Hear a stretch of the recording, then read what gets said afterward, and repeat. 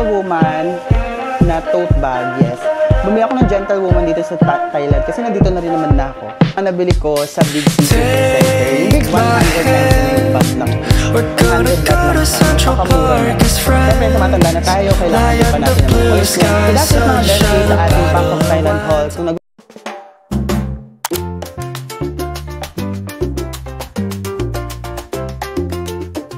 So hello friends and hello besties and welcome to another sit-down vlog. Yes na yes for you. Nakikita nyo naman po sa title ng video. Yes, pero bago ko sabihin yung title ng video, my name is Josh Aragon, a travel vlogger in the Philippines and a lifestyle vlogger na rin.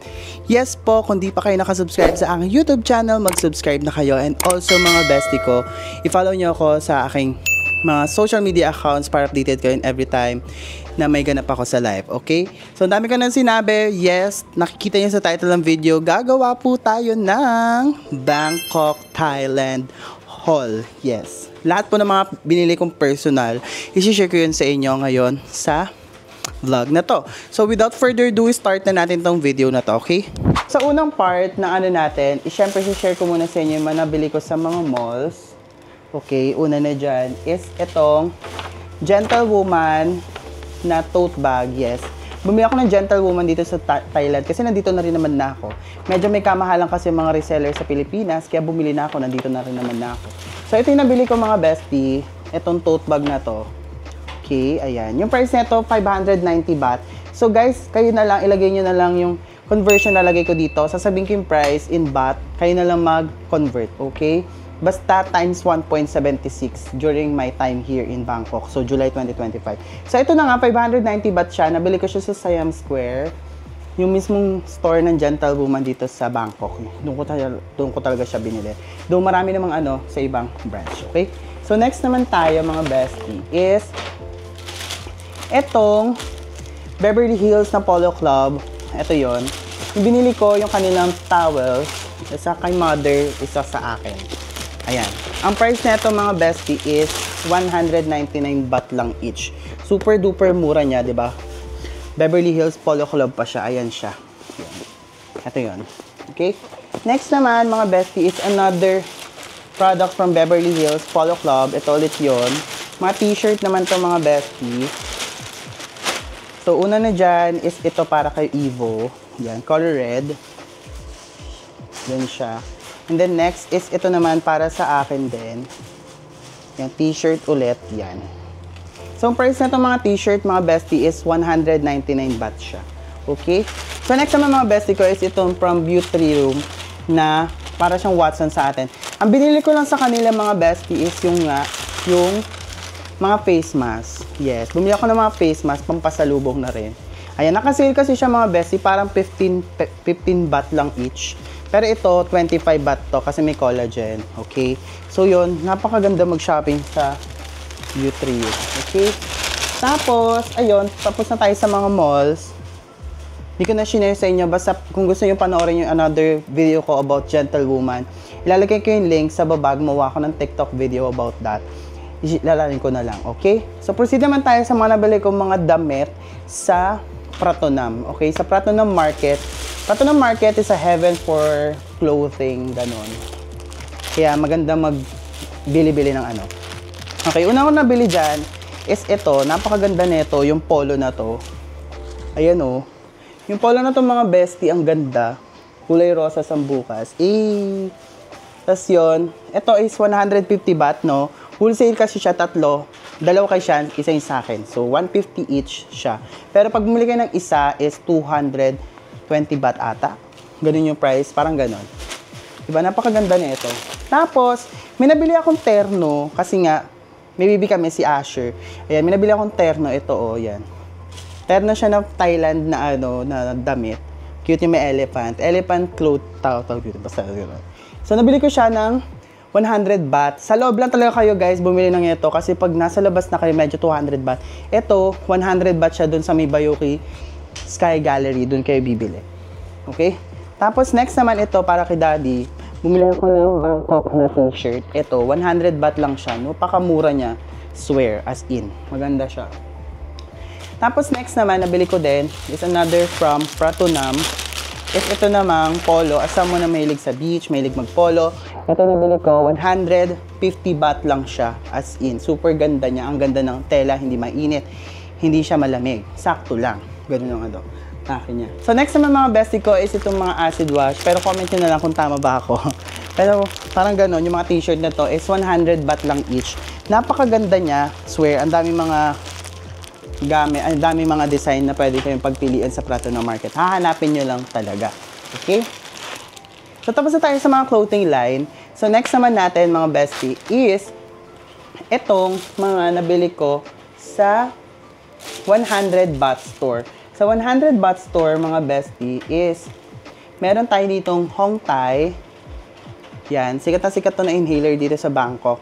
Yung 100 baht store mga bestie is located siya doon.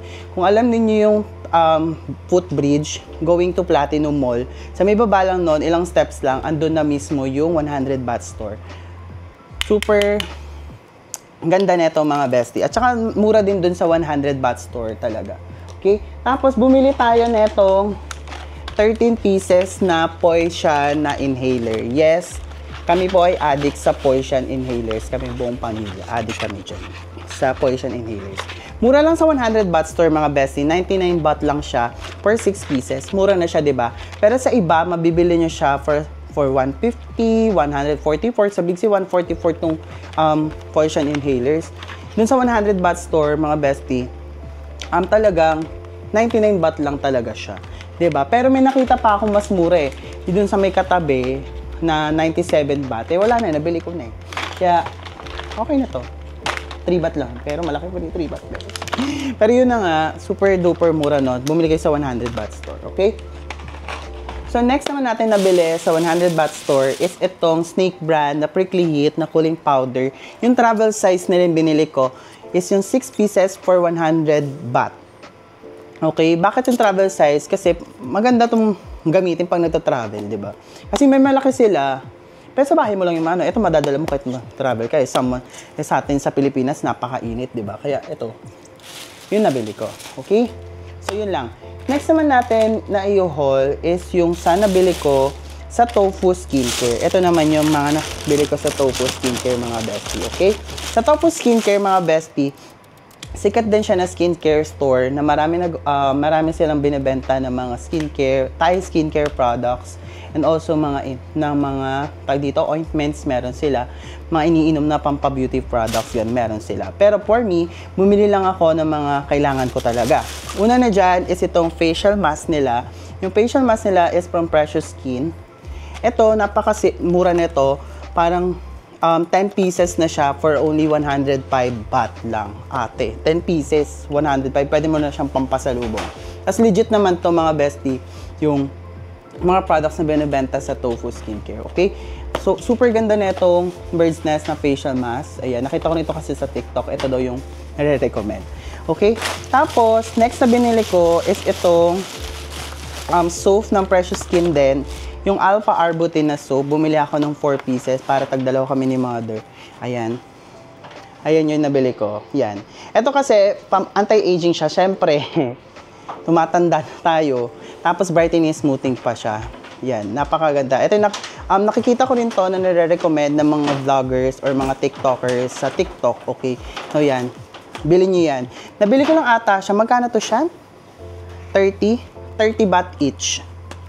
To, 30 baht each. Napakamura. Diba? So, next naman natin mga bestie is etong pinaka-favorite ko na ointment dito sa Thailand, which is etong 7 na white massage balm. Ito yun. Yan yung mga bestie ko. Ito, mura lang to nabili ko sa Tofu. Ito, so far sa Tofu yung pinakamurang ganito. Sa iba, nabili ko yung isa sa 100 baht store ng 79 baht. Dito pala, sa kanila, 50 baht lang, be. Minsan talaga kailangan mo muna mag-ikot bago ka bumili. Pero yun nga, ito, 50 baht lang siya. Maganda to mga bestie ko. Ito kasi, white siya. Since syempre, pagkatapos mong hilutin, kailangan mo magdamit, hindi mamamantsahan yung mga damit mo. Kaya yung white balm yung bili ninyo. Okay? Etong 50 baht lang sa Tofu Skincare kaya bumili. 50 baht lang siya. So, next naman natin, Siyempre, tumatanda na tayo, kailangan din pa natin ng mga ointment. Ito yung marirecommend ko sa inyo mga bestie, yung counter pain na cool. Kung gusto niyo medyo malamig pero nakakaiis ng mga sakit-sakit sa katawan, ito yung gamitin ninyo. And also, kung gusto niyo naman yung gusto niyo yung mas, talaga, mabilisan na effect, itong bilhin niyo yung counter pain. Ayan. Super, mainit nga lang siya, pero maganda siyang gamitin, naka-effective talaga siyang gamitin sa katawan. Okay? So, next naman mga bestie ko is yung mga nabili ko sa Big C Super Center. Yung Big C mga bestie, sikat siya na grocery store dito sa Bangkok, wherein dun lahat bumibili lahat ng mga turista from all over the world na pumupunta dito sa Bangkok. Pag once na gusto nila ng mga Thai groceries, like for example, yung mga noodles, yung mga tawag dito, coffees, yung mga chips, ganun. Ayan, isi-share ko yun dito sa next part ng natin. Siyempre, una na dyan na binili ko is itong coffee ko na caramel macchiato or macchiato. Ito sikat to sa TikTok, maraming nagano siya. Before, last na punta ko sa Bangkok, hindi ko siya alam. Ngayon kasi, sumikat siya. I think ngayon lang din naman siya sumikat. So, itong coffee ko na macchiato, 80 baht to mga bestie. Ito, 80 baht, okay? Tapos, next naman dyan mga bestie, ito sikat din to pag nasa Big C kayo. Itong mga My Chewy na mga candies. Yan, sikat yan. Ito is 3 for 179 baht. Okay? So, lumalabas parang 60 baht lang each. Ganito na siya. Parang ilang pieces? Nasa 100 pieces din. Yung isang ganito, di ba? Napakamura niya talaga.